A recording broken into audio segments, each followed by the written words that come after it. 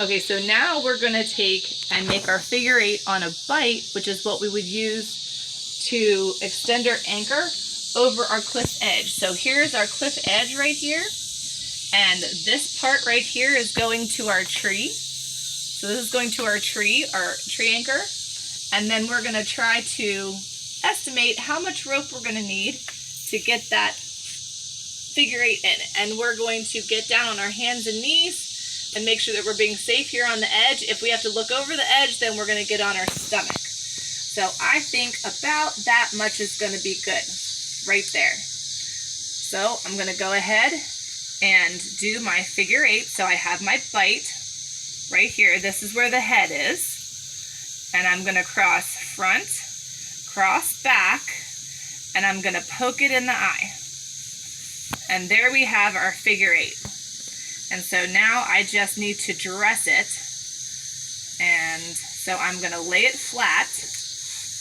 And then once it's completely flat, I can bring one forward and one back, and now I have my figure 8.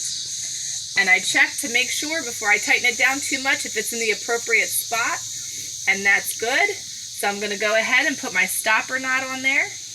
And if I have lots of extra tail because I needed to shorten my rope to make sure it hits that corner right there, then that's okay if I have extra tail.